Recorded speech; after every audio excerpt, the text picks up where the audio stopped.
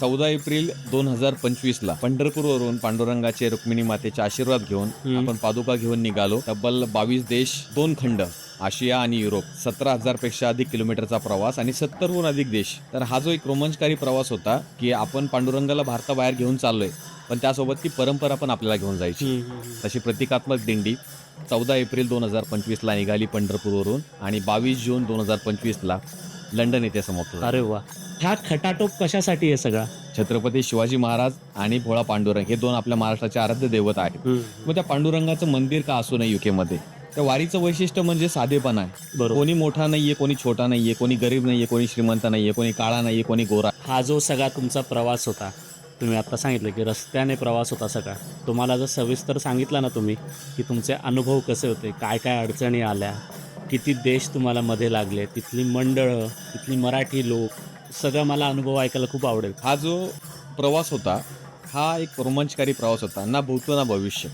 म्हणजे ही संकल्पनाच अशी होती की आपल्याला भारतातून युकेला रस्त्याने यायचं. आपल्याला जगामध्ये विखुरलेले जे विठ्ठल भक्त आहेत त्यांना जोडत जायचं. तर ह्याची पूर्ण तयारी करावी लागली. आपण पादुका पंढरपुरातनं घेऊन निघालो, तर या पादुका तिथे कोणी बनवून दिल्या आपल्याला? पंढरपूरच युकेमध्ये येत आहे आता, म्हणजे विठ्ठलाने ठरवलंच होतं यायचं की आपल्याला इकडे यायचंच आहे.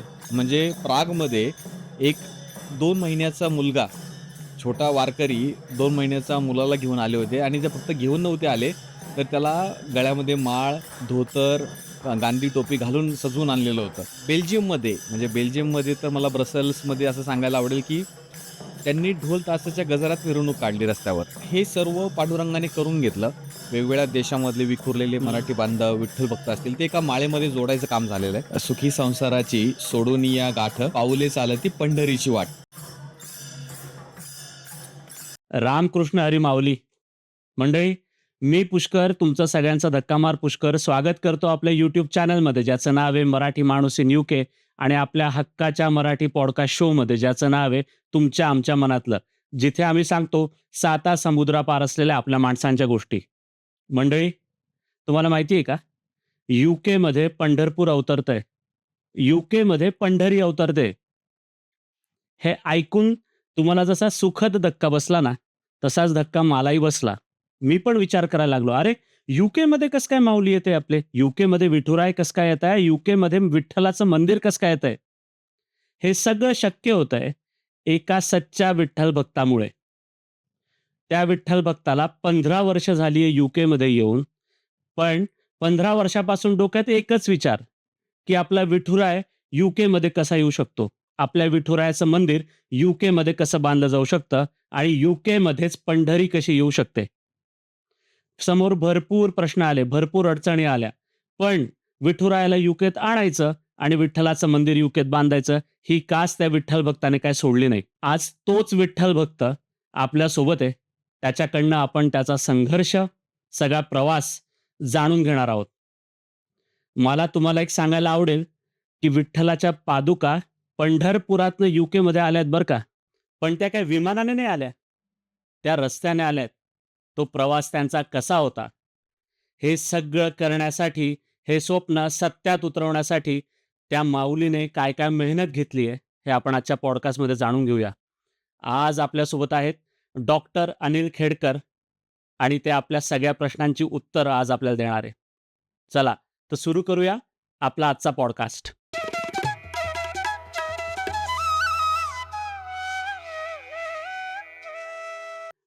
अनिल खेडकरजी, मी आज खरं अनिल खेडकर म्हणण्यापेक्षा सरळ माऊलीच म्हणतो. माऊली, तुमचं खूप खूप स्वागत आहे आपल्या पॉडकास्टमध्ये. तुम्ही वेळात वेळ काढून आज इथे आलात आणि आम्हाला विठ्ठल मंदिर इथं कसं उभं राहतंय आणि त्याचा प्रवास सगळा समजून सांगणार आहे, त्याबद्दल खरंच तुमचे आभार. पहिला प्रश्न तुम्हाला असा आहे की हा खटाटोप कशासाठी आहे सगळा? नमस्कार. रामकृष्ण हरी. प्रथमतः हा खटाटोप कशासाठी जर म्हणायचं झालं, तर आपण भारताबाहेर ज्यावेळेस राहतो, तर भरपूर वेळा आपल्या मनामध्ये विचार येतो, ज्या मातीतून आपण उभारलो, ज्या मातीतून, ज्या संस्कृतीमधून आपण पुढे आलो आणि परदेशामध्ये धडपड करत करत प्रत्येकजण आपल्या पायावरती उभा राहिलाय, आपल्या आयुष्यामध्ये काहीतरी त्याने अचीव्ह केलंय. पण हे करत असताना ज्या वातावरणामध्ये आपण लहानाचे मोठे झालो, त्याचं कुठेतरी एक मनामध्ये भाव असतो, त्याची कुठेतरी एक जागा असते आणि तोच एक खटाटोप, की आपला जो महाराष्ट्राचा आराध्य दैवत आहे, भोळा पांडुरंग, त्याला कुठेतरी आपण भारताबाहेर घेऊन जाऊ शकतो का? आणि ही जी मनामध्ये एक भावना होती, म्हणजे आपण यूकेमध्ये राहताना अ, वेगवेगळ्या हिंदू देवी-देवतांची मंदिरं आहेत. आपण मोठ्या आस्थेने तिथे जातो. बरोबर. वेगवेगळ्या राज्यातल्या लोकांनी त्यांना पुढे नेलेलं आहे. म्हणजे साउथ इंडियन मंदिरं आहेत, गुजराती आहेत, पंजाबी आहेत. पण यूकेमध्ये मागील 15 वर्ष राहिल्यानंतर, मंदिरात गेल्यानंतर एक भाव येतो, की अरे आपल्या मराठी माणसाचं हक्काचं मंदिर का नाहीये? हं. आणि ते हक्काचं मंदिर पाहिजे तर आपला जो पांडुरंग आहे, ज्याच्यापुढे आपण केव्हाही नतमस्तक होतो अभिमानाने. छत्रपती शिवाजी महाराज आणि भोळा पांडुरंग हे 2 आपल्या महाराष्ट्राचे आराध्य दैवत आहेत. हं, हं. मग त्या पांडुरंगाचं मंदिर का असू नये यूकेमध्ये? ही जी डोक्यामध्ये संकल्पना आली आणि तिथून पुढे मग हा सर्व जो खटाटोप पुढे मुहूर्तमेढ रोवत गेली. त्या संकल्पनेला पुढे मोठं रूप येत गेलं आणि आता पांडुरंगाच्या आशीर्वादाने त्याचा आता हळू वटवृक्षाकडे आपण वाटचाल करत आहोत. हं. तर मला असं वाटतं, की भारताबाहेर राहणाऱ्या प्रत्येक मराठी माणसाला एक कुठेतरी असतं, की आपली जी संस्कृती आहे ती जोपासावी बरोबर, आणि ती पुढच्या पिढीला आपण पास ऑन करावी. बरोबर. तर तेच एक मला असं वाटतंय, की याच्या मागचं बेस म्हणूया आपण किंवा एक संकल्पना म्हणूया. हं, हं, हं. आता माऊली तुमचं करिअर संपूर्णतः वेगळं आहे. तुम्ही पी-एच-डी देखील केली आहे. आज डॉक्टर पदवी तुमच्याकडे. फार्मास्युटिकल क्षेत्रात तुम्ही आहात. तर कधी तुम्हाला असा ट्रिगर झालं? कधीपासून असं वाटायला लागलं प्रकर्षाने, की मंदिर आता इथे झालंच पाहिजे, विठुराय इथे आलाच पाहिजे? नाही, खूप छान. म्हणजे याला मला थोडं तुम्हाला हिस्ट्रीमध्ये घेऊन जावं लागेल. 2017 साली म्हणजे व्यवसायाचा व्याप, जॉब, संसार किंवा जे प्रत्येकाला थोडं ना एका मोमेंटमध्ये आयुष्यामध्ये कामाचा ताण येतो, प्रेशर येतं. आपण त्याला म्हणतो, की "अरे, मला कुठेतरी खूप प्रेशर येते कामाचं" आणि त्याच्यामधून दूर जाण्यासाठी थोडासा एक आपला क्षण लागतो. आणि तो क्षण म्हणजे कुठेतरी मी शोधत होतो, की अरे, एक 10 दिवस आपण या इलेक्ट्रॉनिक गॅजेटपासून किंवा या टेक्नॉलॉजी, व्यवसाय याच्यामधून थोडंसं दूर जाता येईल का? हं. आणि नेमकं पुण्यामध्ये आपण लहानाचे मोठे झालो किंवा वारीच्या मार्गामध्ये जाताना दरवर्षी आषाढी वारी असते. बरोबर, ते पाहिलेलं आहे, की लोकं पायी चालत जातात. बरोबर. म्हणजे आपण गाणं ऐकत लहानाचे मोठे झालोय. सुखी संसाराची सोडून या गाठ, पाऊले चालती पंढरीची वाट. म्हणजे आपल्याकडे सुखी संसार प्रत्येकाला देवाने दिलेला आहे. छोट्या-मोठ्या उणिवा असतील. पण ते सोडून आपण पांडुरंगाकडे चालत जातो. तर मग हे कुठेतरी असताना 2017 ला मी माझ्या मित्राची 12वीचा माझा मित्र आहे त्याची एक स्टेटसला पोस्ट पाहिली. हं. वारीचं शेड्यूल आणि मग मनामध्ये आलं यार ह्या वारीसाठी आपण का जायचा विचार करायचा का? आणि खरं म्हणजे तिथे ती सुरुवात झाली, की आपण आता या वारीमध्ये जाऊन एक थोडासा वेगळा अनुभव घेऊया. 2017 साली पहिल्या वारीला मी गेलो आणि आत्तापर्यंत माझ्या 7 पायी वारी झालेल्या आहेत. अरे वाह! तर त्या वारीमध्ये गेल्यानंतर जाणवलं, की लोकांकडे सर्व वैभव असून पण लोकं त्या वारीमध्ये सर्व विसरून चालतात. त्या वारीचं वैशिष्ट्य म्हणजे साधेपणा आहे. बरोबर, कोणी मोठा नाहीये, कोणी छोटा नाहीये, कोणी गरीब नाहीये, कोणी श्रीमंत नाहीये, कोणी काळा नाहीये, कोणी गोरा आहे. सर्व एकमेकांसोबत चालतात एकाच उद्देशाने पांडुरंगाची भेट. आणि दुसरी गोष्ट म्हणजे तुम्हाला माहिती असेल, की प्रत्येकजण त्या वारीमध्ये एकमेकाला स्त्री असो, पुरुष असो, लहान असो, मोठा असो, माऊली म्हणत चालतात. बरोबर. तर तो जो साधेपणा आहे, तो मनाला भावला. दुसरी गोष्ट म्हणजे प्रेम. म्हणजे आज आपण असं म्हणतो, की या कलियुगामध्ये कुठेतरी प्रेम हे कमी होत चाललंय हं. आणि सेल्फिशनेस वाढत चाललेला आहे. तर त्या वारीमध्ये जाणवतं, की लोकं एकमेकांना सांभाळून घेतात. बरोबर. कोणी महाराष्ट्राच्या कुठल्या कानाकोपऱ्यातून आलेला आहे किंवा राज्याच्या, देशाच्या कानाकोपऱ्यातून आलेला आहे. तर तो एकमेकाला सांभाळून चालतो. तर एक लव्ह, डिव्होशन आणि सिम्प्लिसिटी हे हं. 3 मी असं म्हणेल, की वारीचे हे 3 बेस आहेत. बरोबर, आणि त्या बेसमुळे कुठेतरी वाटलं, की अरे हे वारी म्हणजे आपल्या 12 महिन्याच्या धकाधकीतून बाजूला येण्याचा एक ब्रेक आहे. बरोबर. म्हणजे मला व्ह्यूअर्सला सांगायला आवडेल, की तुम्ही पण असा विचार करा, की 365 दिवस आपल्या प्रत्येकाच्या आयुष्यामध्ये काही ना काही घडामोडी चालू असतात. बिझी शेड्यूल असतं, लाईफ असते, संसार असतो. तर हे वारीचे जे काही 14-15 दिवस किंवा 20 दिवस जी वारी आहे, तो आपण असं समजूया, की एक ब्रेक आयुष्यामध्ये आपल्याला, हं. ज्याच्यामध्ये आपण रिचार्ज करून पूर्ण परत वर्षभराची तयारी करू शकतो आणि म्हणून जो कोणी वारीमध्ये जातो, त्याला ती पुढच्या वर्षीच्या वारीची परत आस लागते. बरोबर. की मला त्या वारीमध्ये जाऊन रिचार्ज होऊन यायचंय परत. खऱ्या अर्थाने आपण असा विचार करतो, की आळंदी ते पंढरपूर जवळपास एक 200-250 किलोमीटरचं अंतर आहे. हं. ते चालल्यानंतर मी थकवा येईल किंवा आजारी पडेल किंवा माझी एनर्जी लॉस करून येईल. वारीमध्ये उलटं होतं, की तुम्ही एनर्जी गेन करून येता. जी एनर्जी तुम्हाला वर्षभर तुमच्या वेगवेगळ्या क्षेत्रामध्ये काम करायला परावृत्त करते. तर असं मला वाटतं, की 2017 सालची वारी हे खरं त्या पूर्ण जर्नीचा स्टार्टिंग पॉइंट होता. बरं, बरं. महाराष्ट्रामध्ये जेव्हा आपण विठ्ठलाच्या वारीला जात असतो, तेव्हा एक सोबत असा एक मातीचा वास पण असतो, की चालता-चालता पायाला माती लागत असते. छोट्या-छोट्या गावांमधनं आपण जात असतो. पण यूकेमध्ये सगळे डांबरी रस्ते आणि शहरं म्हणजे तुम्हाला माहिती आहेत हो. सगळे म्हणजे आपलं नाहीच आहे इथे काही तसं मूळ बघायला गेलं तर.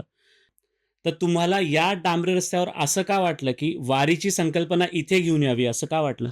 तर ते जेव्हा मी सांगितलं, की यूकेमध्ये आपल्या भोळ्या पांडुरंगाचं मंदिर असावं आणि त्या मंदिराची ज्यावेळेस संकल्पना डोक्यामध्ये आली, त्यावेळेस एक विचार आला, की विमानाने आपण पांडुरंगाची मूर्ती म्हणा किंवा पांडुरंगाचा प्रतिकात्मक पादुका घेऊन येऊ शकतो. पण थोडं जर इतिहासात पाहिलं, तर आपली ही वारीची जी संकल्पना आहे, परंपरा आहे, ती 750 वर्ष जुनी आहे. बरोबर. आणि 750 वर्षापासून मुघलांचं राज्य आलं, ब्रिटिशांचं राज्य आलं, तरी पण ह्या वारीमध्ये खंड पडलेला नाहीये. हं. आणि ही वारीची जी संकल्पना आहे, पायी चालत जातो आपण, ती कुठेतरी परदेशामध्ये घेऊन यावी. म्हणून डोक्यात विचार आला, की फक्त मंदिर बांधायचं नाहीये, तर त्या मंदिरासोबत जी हिस्ट्री आहे, हं. जी आपली संस्कृती आहे, ती घेऊन यायची. आणि म्हणून मग विचार केला, की भारतातून यूकेला पादुका घेऊन यायच्या, पण त्या विमानाने नाही, तर बाय रोड. बरं. कारण पायी तर येणं शक्य नाहीये. तर त्याच्यानंतरचं दुसरं माध्यम म्हणजे बाय रोड. आणि म्हणून 14 एप्रिल 2025ला पंढरपूरवरून पांडुरंगाचे, रुक्मिणी मातेचे आशीर्वाद घेऊन हं. आपण पादुका घेऊन निघालो. तब्बल 22 देश, 2 खंड, आशिया आणि युरोप. 17,000 पेक्षा अधिक किलोमीटरचा प्रवास आणि 70हून अधिक देश. हं. तर हा जो एक रोमांचकारी प्रवास होता, तो आपण त्या वारीची जी परंपरा आहे, त्या परंपरेला कुठेतरी समरस होण्याचा एक मार्ग होता, की आपण पांडुरंगाला भारताबाहेर घेऊन चाललोय, पण त्यासोबत ती परंपरा पण आपल्याला घेऊन जायची. हं, हं, हं, हं. आणि तसं त्या वारीचं एक संकल्पना आली, की जे आपण वारी तिथे अनुभवलेली आहे, भारतामध्ये, महाराष्ट्रामध्ये वेगवेगळ्या खेडेगावातून, शहरातून दिंड्या निघतात बरोबर. पंढरपूरला जायला. तशी प्रतिकात्मक दिंडी 14 एप्रिल 2025ला निघाली पंढरपूरवरून आणि 22 जून 2025ला लंडन येथे समाप्त झाली. अरे वाह! किती छान. हा जो सगळा तुमचा प्रवास होता, तुम्ही आत्ता सांगितलं, की रस्त्याने प्रवास होता सगळा. तुम्हाला जर सविस्तर सांगितला ना तुम्ही, की तुमचे अनुभव कसे होते, काय-काय अडचणी आल्या, किती देश तुम्हाला मध्ये लागले, तिथली मंडळं, तिथली मराठी लोक, सगळं मला अनुभव ऐकायला खूप आवडेल. नाही, नक्कीच हा जो प्रवास होता, हा एक रोमांचकारी प्रवास होता. ना भूतो ना भविष्य. म्हणजे ही संकल्पनाच अशी होती, की आपल्याला भारतातून यूकेला रस्त्याने यायचंय. हं. म्हणजे पूर्वी तुम्हाला आठवत असेल पुस्तकामध्ये किंवा इतिहासामध्ये वाचलं असेल, एक सिल्क रोड नावाचा एक रूट होता. इंग्रजांच्या काळामध्ये एशियामधून कलकत्ता. हो, कलकत्त्यावरून, दिल्लीवरून बरचसं सामान होतं. हे युरोपमध्ये येण्यासाठी तो सिल्क रोडचा वापर केला जायचा. हं, हं, हं. तर हे माहिती होतं, की पूर्वी ब्रिटिशांच्या काळात एक बस यायची लंडनला. पण टेक्नॉलॉजी वाढली, दळणवळणाची साधनं वाढल्यामुळे तो रूट बंद झाला किंवा वापरामध्ये जास्त नव्हता. बरोबर. पण मनात आला विचार, की नाही हे काहीतरी करायचं आपल्याला, वेगळं करायचं. पांडुरंगाला फक्त असं विमानाने घेऊन नाही जायचंय. तर आपल्याला जगामध्ये विखुरलेले जे विठ्ठल भक्त आहेत, हं. त्यांना जोडत जायचं. बरोबर. आणि म्हणून मग सुरुवात केली. लोकं जोडत गेले. यूकेमध्ये मोजक्या लोकांना सांगितलं, की असा-असा संकल्प आहे. पंढरपूर संस्थानशी गाठ घेतली. पंढरपूर संस्थानच्या पुजाऱ्यांना, विश्वस्तांना, तिथल्या कार्यकारी अधिकाऱ्यांना जाऊन भेटलो. त्यांना हा एक पूर्ण संकल्प सांगितला, की आपल्याला ही वारी करायची आहे, पण वेगळ्या पद्धतीने, रस्त्याने. त्यांना ते एवढं आवडलं. त्या सर्वांनी एवढं त्याला सहकार्य केलं. म्हणजे मला सांगायला आनंद होतो, की पंढरपूरमध्ये मला अजूनही तारीख आठवते 24 फेब्रुवारी 2025ला ज्यावेळेस आमची पंढरपूर संस्थानमध्ये मीटिंग झाली, हं. की हे असं-असं करायचं आहे आणि मला पंढरपूरवरून सहकार्य पाहिजे. तर तिथून खऱ्या अर्थाने एक चालना भेटली ह्याला, बरं. की आपल्याला जे मूळ स्थान आहे पांडुरंगाचं, तिथून आपल्याला सपोर्ट भेटतो आहे. बरोबर. तर मग डोक्यामध्ये विचार सुरू झाला, आता ह्याचं प्लॅनिंग कसं करायचं, रूट कोणता करायचा बरोबर. आणि रस्त्यामध्ये तुम्हाला वातावरणाचे बदल होतील. कारण हो. तुम्ही वेगवेगळ्या देशामधून येताय. काही मी ठिकाणी हो, काही व्हिडिओजमध्ये पण बघितलं, की बर्फ, जंगल, वाळवंट असं बरोबर. सगळंच लागलंय. बरोबर, बरोबर. नाही, अगदीच म्हणजे ही जी मी जसं बोललो, की हा शब्दामध्ये वर्णन करणं अवघड आहे या प्रवासाचं. कारण तुम्ही जे काही ऋतू आपण अनुभवतो, हिवाळा, पावसाळा, थंडी किंवा बर्फ, हे सर्व मला त्या 70 दिवसामध्ये अनुभवायला भेटलं. म्हणजे उदाहरण द्यायचं झालं तर भारतापासून आपण निघालो. हं. जेव्हा नेपाळ आणि भारत होता, तर उन्हाळा होता आणि ज्यावेळेस मी चायनाच्या तिबेट प्रदेशामध्ये एंट्री केली हिमालयन रेंजेसमध्ये. नमस्कार, रामकृष्ण हरी. आत्ता मी उभा आहे आपल्या एका पवित्र नदीच्या जवळ. हे जे तुम्ही नदी मागे पाहता ही आहे ब्रह्मपुत्रा नदी आणि मागे हा जो स्नोवी माउंटन दिसतोय, हा जो डोंगर दिसतोय, बर्फाळ डोंगर, त्याच्या मागे आहे कैलाश पर्वत. तर ब्रह्मपुत्रा नदीचा उगम हा होतो कैलाश पर्वतापासून. पुढे ही नदी तिबेट, चायना मार्गे भारतात आसाममध्ये एंट्री करते. आपली जी पंढरपूर ते लंडन वारी 14 एप्रिलला सुरू झाली होती. आपण पंढरपूरला चंद्रभागा, भीमामध्ये दर्शन घेतलं. त्यानंतर पुढे पुण्याला आळंदीमध्ये इंद्रायणीचे येथे दर्शन घेतलं. नंतर उत्तर प्रदेशला गंगा, यमुना, सरस्वती जो संगम आहे प्रयागराजला, आपण तिथे दर्शन घेतलं. आणि आता हा योग आलेला आहे आपल्याला तिबेटचा जो रिजन आहे चायनाचा, तिथे ब्रह्मपुत्रेचं दर्शन घ्यायचं. तर खरंच आपण पांडुरंगाच्या आशीर्वाद भाग्यशाली आहोत की ज्या आपल्या हिंदू धर्मामध्ये पवित्र अशा नद्या आहेत, त्यांचं आपण दर्शन घेत पुढे जात आहोत लंडनच्या दिशेने. आणि ही जी नदी आहे ही तिबेटमध्ये जवळपास 2500 किलोमीटरचा प्रवास करते आणि नंतर पुढे चायना मार्गे आसाममध्ये जाते. तर हिला तिबेटमध्ये येलोथ्यॉंग असं म्हणतात आणि बुद्ध धर्मियांमध्ये पण या नदीला खास असं महत्त्व आहे. आणि हा मागे आहे पर्वतरांगा ज्या हिमालयन आहेत आणि त्याच्या पलीकडे आहे आपलं पवित्र असं कैलाश पर्वत.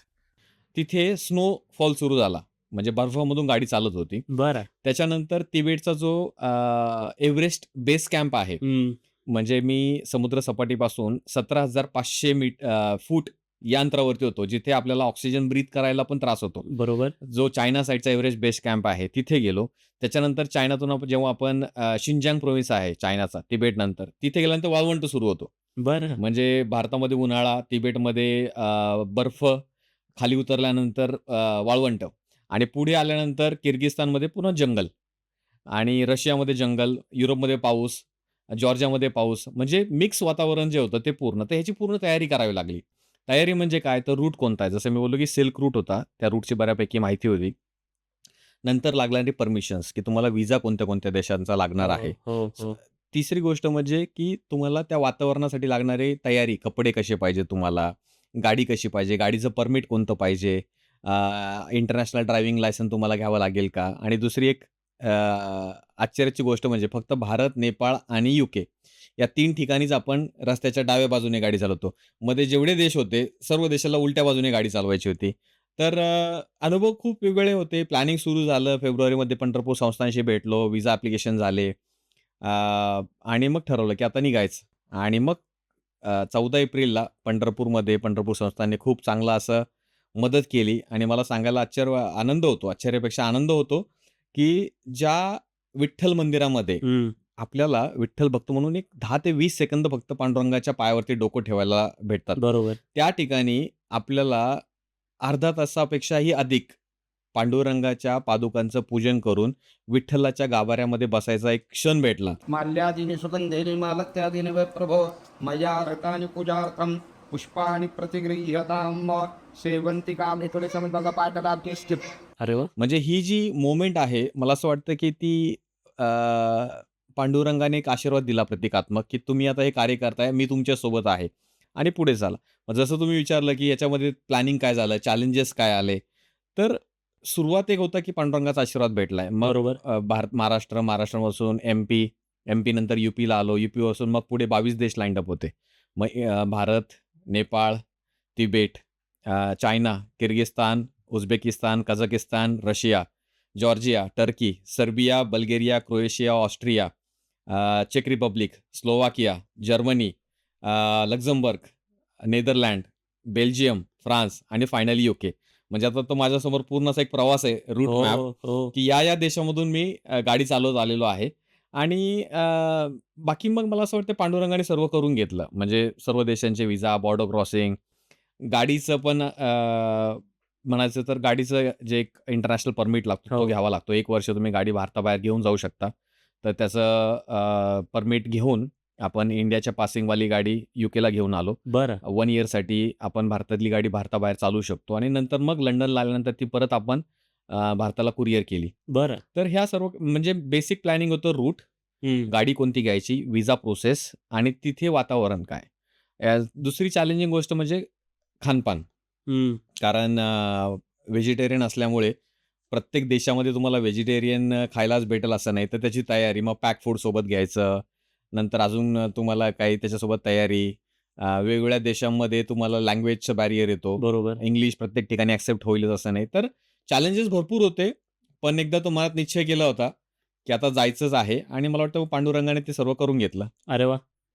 मी मध्ये काही तुमच्या व्हिडिओमध्ये किंवा काही मुलाखतींमध्ये हे पण ऐकलं होतं, की तुम्हाला असे बरेच जण भेटले, की तुम्ही जसं म्हणालात, की सर्व धर्मच्या म्हणजे देशांमधनं तुम्ही इथे आलात. हो, हो, हो. नेपाळला गेलात, नंतर चीनमधनं, काही मुस्लिम देशांमधनं पण आपला प्रवास झाला.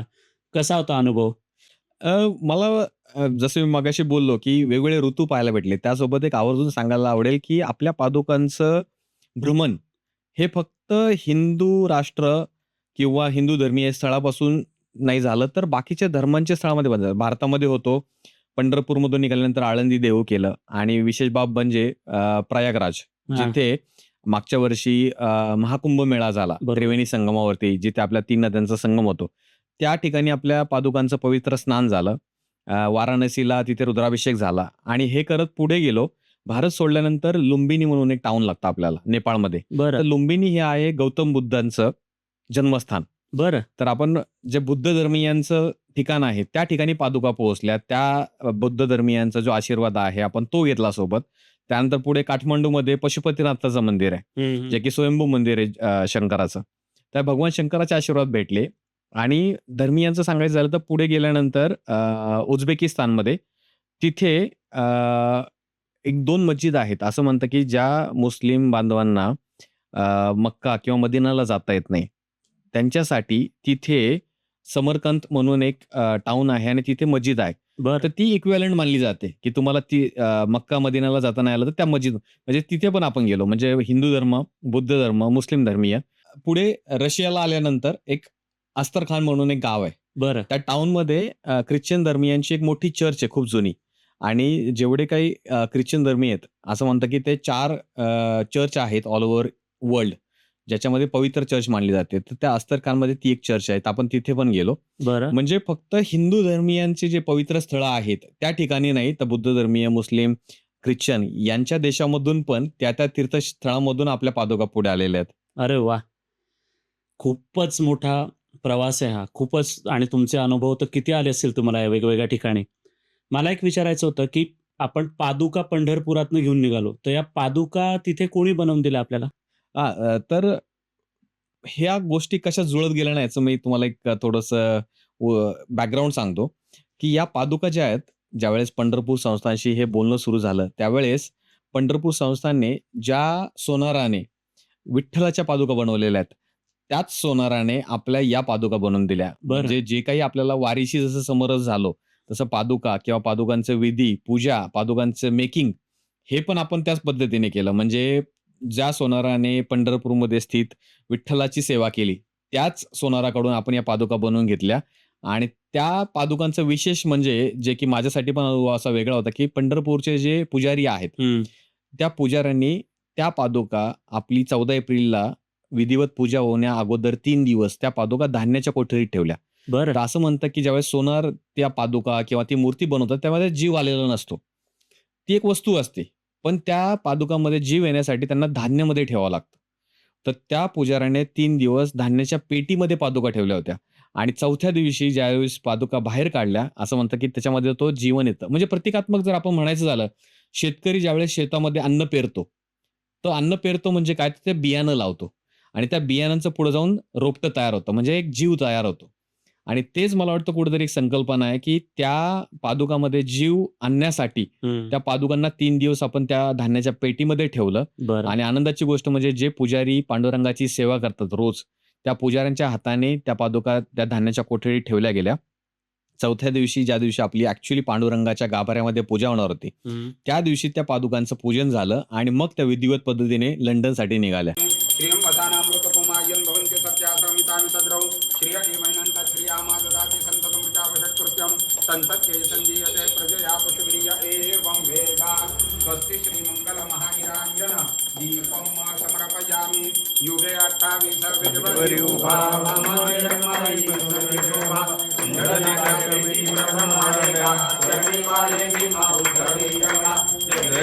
देव जय पांडुरंगा पांडुरंगा वल्लभा काळे जीवलगा जय देव जय पांडुरंगा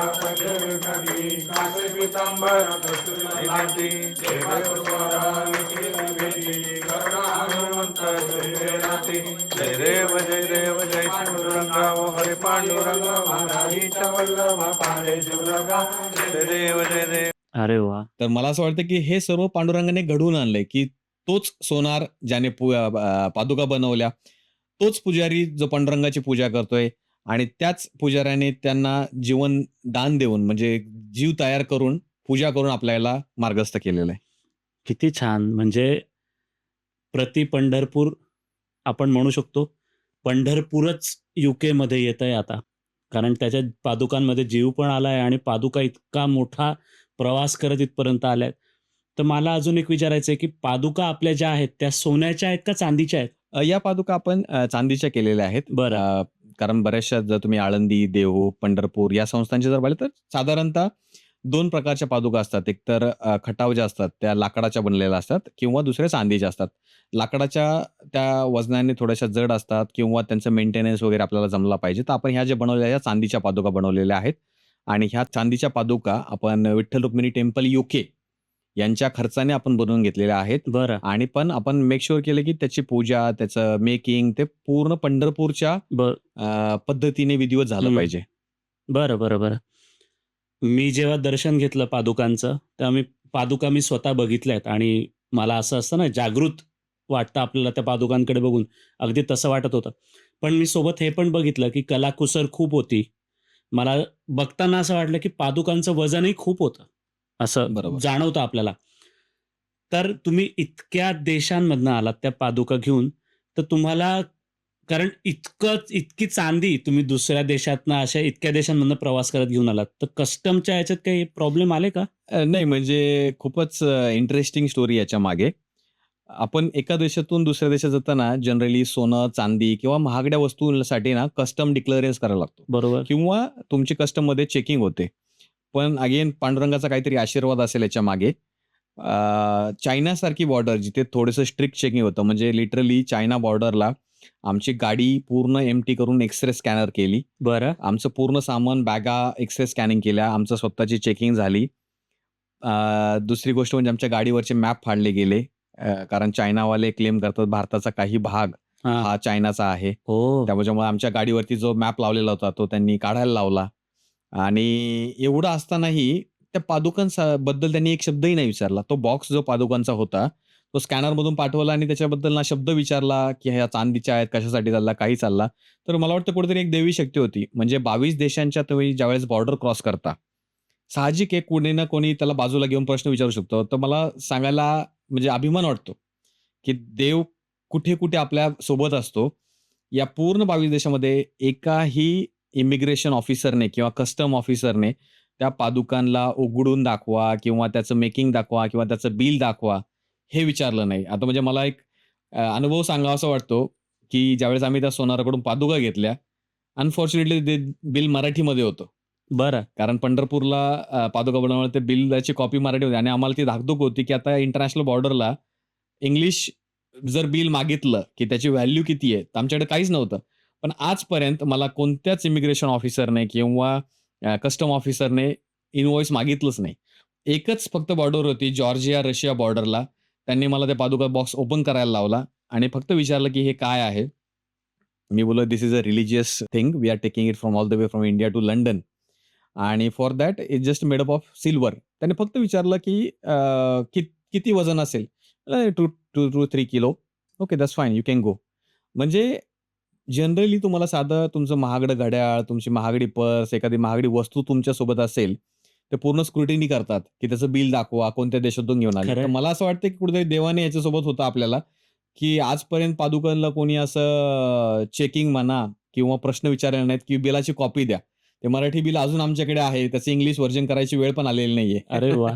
म्हणजे विठ्ठलाने ठरवलंच होतं यायचंच की आहे पण. आपल्याला इकडे यायचंच आहे. माऊली, तुम्ही म्हणजे मघा बोलताना म्हणालात, की मी 7 वर्ष वारी केली म्हणजे साधारण 2017 पासून वारी सुरू झाली तुमची. तर मधल्या काळात कोविड आला होता. तर कोविड काळात तर कोणालाच वारीला जाता नाही आलं. मग त्या कोविडच्या काळात तुम्ही काय केलंत? नाही, नक्कीच. म्हणजे कोविड हा पूर्ण जगासाठी चॅलेंजिंग पिरियड होता आणि वारीचा जो आपली परंपरा होती, त्याच्यासाठी कुठेतरी खंड आला, की लोकांना जाता नाही आलं. बरोबर. पण मग ही जी रुखरुख होती, ही मनामध्ये यूकेमध्ये असताना येत होती, की यावर्षीची वारी होत नाहीये. तर असंच मग एक दिवशी बोलता-बोलता माझ्या मिसेसला बोललो, की आपण भारतामध्ये जाऊन वारी करू शकत नाही. तर आपण सगळं जग व्हर्चुअली चालू आहे. म्हणजे शाळा, कॉलेजेस, लोकांचे ऑफिसेस हे व्हर्चुअली ऑनलाईन थ्रू होत होते.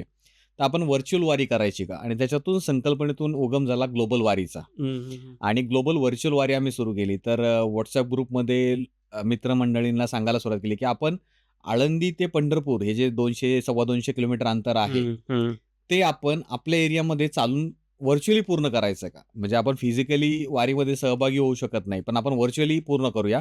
आणि पाहता-पाहता त्याला तेवढा चांगला रिस्पॉन्स आला, की 300हून अधिक लोकं फक्त यूके नाही, तर वेगवेगळ्या देशातून जोडले गेले. म्हणजे बरं. America, Netherland, France, Germany, Bahrain, Kuwait, India या सगळ्या देशातून लोकं जोडले गेले आणि विशेष म्हणजे प्रत्येकजण आपल्या फिजिकली जेवढं जमेल तेवढं चालत होते. बरं. 10-12 किलोमीटर रोज. एकच होतं ध्येय. आळंदी ते पंढरपूर जशी प्रतिकात्मक वारी करतोय, ते अंतर पूर्ण करायचं आषाढी एकादशीपर्यंत. आणि ते 2 वर्ष, ज्या 2 वर्षी वारी खंडित झाली, त्या 2 वर्ष यूकेमध्ये ग्लोबल वारी सुरू झाली व्हर्चुअली. आणि बरं. मला असं वाटतंय त्या ग्लोबल वारीमुळेच मुहूर्तमेढ रवली गेली या पुढच्या पूर्ण कार्याची. आणि कुठेतरी त्या कोविड हा आपल्यासाठी एक नकारात्मक पिरियड होता. हं. पण त्याच्यातून छोटीशी का होईना एक पॉझिटिव्ह गोष्ट पुढे आली ती म्हणजे व्हर्चुअल वारीची. हं, हं, हं, हं, हं. म्हणजे तुम्ही ते जे अंतर आहे, इथे सगळे एकत्र येऊन तेवढे किलोमीटर रोज थोडं-थोडं, थोडं-थोडं करून चालत होते वारीसारखं बरोबर. आणि ग्लोबल वारी तुम्ही सुरू केली. नक्की, नक्की. अरे वाह! किती छान. माऊली, इथे मँचेस्टरमध्ये जेव्हा पादुका आल्या होत्या, त्या कार्यक्रमाला मी पण होतो. तिथे ना बराच मोठा सोहळा झाला. म्हणजे ढोल, ताशे, गजर आणि सगळे उत्साहात विठ्ठल भक्त त्या पादुका दर्शनासाठी आले होते. तर तुम्ही इतक्या 22 देशांमधनं आलात. 22 देशांमध्ये छोटी-छोटी शहरं पण होती.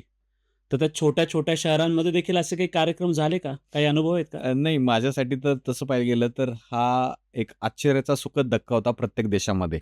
ज्यावेळेस मी पादुका घेऊन जायचा विचार आला, माझ्या डोक्यामध्ये एकच संकल्पना होती, की पंढरपूरला विठ्ठलाची भेट करून या पादुका गाडीमध्ये घेऊन यूकेला पोहोच करायच्या. हं. पण जसं-जसं मी पुढे जात होतो, म्हणजे पुण्याला आलो. पुण्याला आल्यानंतर वाकडला जवळपास एक 1,500 लोकांचा कार्यक्रम होता, ज्याच्यामध्ये लोकं दर्शनासाठी आले. पुढे अहिल्यानगरला सकाळ-सकाळी 200हून अधिक लोकं रस्त्याला येऊन थांबले होते 7 वाजता बरं. पादुकांच्या दर्शनासाठी. नंतर संभाजीनगरला एक प्रतिपंढरपूर आहे. हं.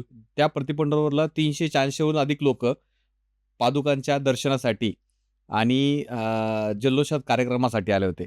फक्त महाराष्ट्रच नाही, तर पुढे यूपीमध्ये, हं. मध्य प्रदेशमध्ये लोकंसुद्धा दर्शनाला आले होते. बरं. भारतामध्ये आपण समजू शकतो, की आपल्याला ही परंपरा आहे, लोकांना वारीबद्दल माहिती आहे. पण नेपाळमध्ये भरतपूर म्हणून गाव आहे. हं. त्या भरतपूर नावाच्या शहरामध्ये आपल्या महाराष्ट्रातले मुलं सोन्याचा व्यापार करतात. बरं.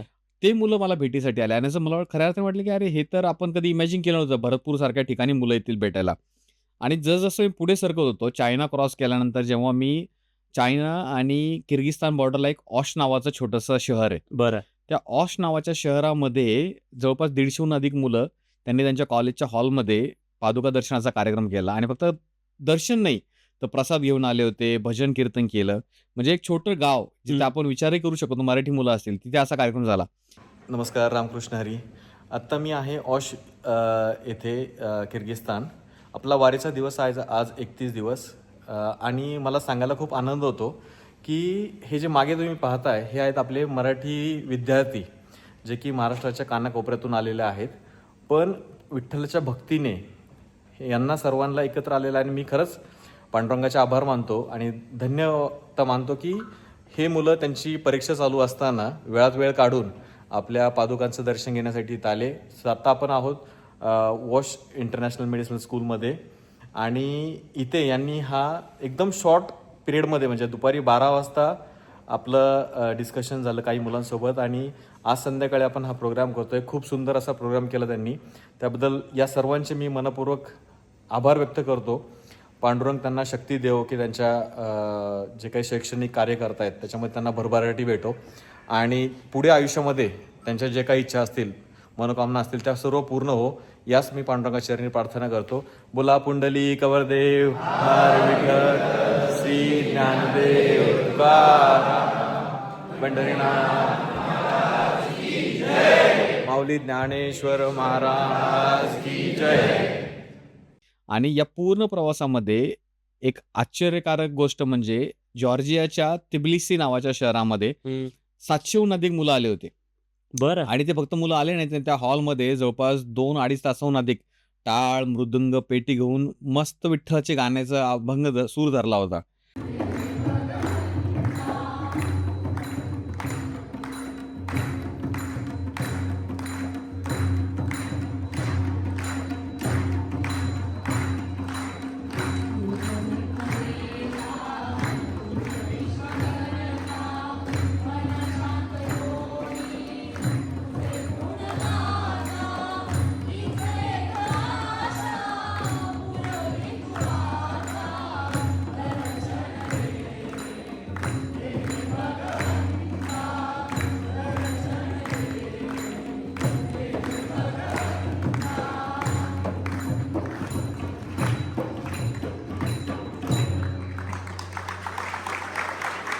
आणि तेवढंच नाही तर पुढे बातमी, नंतर उझबेकिस्तानमध्ये, ताश्कंदमध्ये विद्यार्थी आले होते.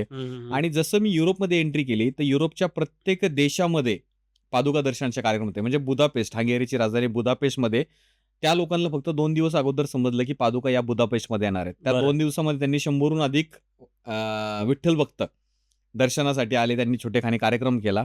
आणि त्यानंतर मला असं वाटतं प्रत्येक देशामध्ये म्हणजे प्राग झाला, नंतर फ्रँकफर्ट, म्युनिक, लक्झमबर्ग, ब्रसेल्स प्रत्येक ठिकाणी कार्यक्रम झाले.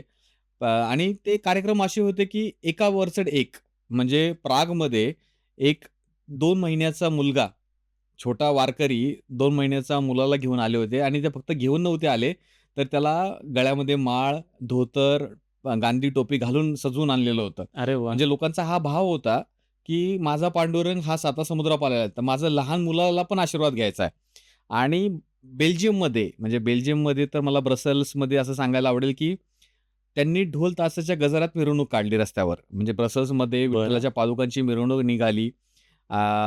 फक्त मराठी बांधव किंवा भारतीय लोक नव्हते, तर त्यासोबत लोकल जे बेल्जियमचे लोक आहेत, हां. ज्यांना हिंदू धर्माबद्दल आस्था आहेत, ते लोक सुद्धा आलेले होते. म्हणजे ज्या देशामध्ये आपण कधी विचारही केला नव्हता की मराठी लोक भेटतील, त्याच्या पुढे जाऊन ते कार्यक्रम करतील, त्याच्या पुढे जाऊन ढोल ताशाच्या गजरात स्वागत करतील, असे अनुभव आले.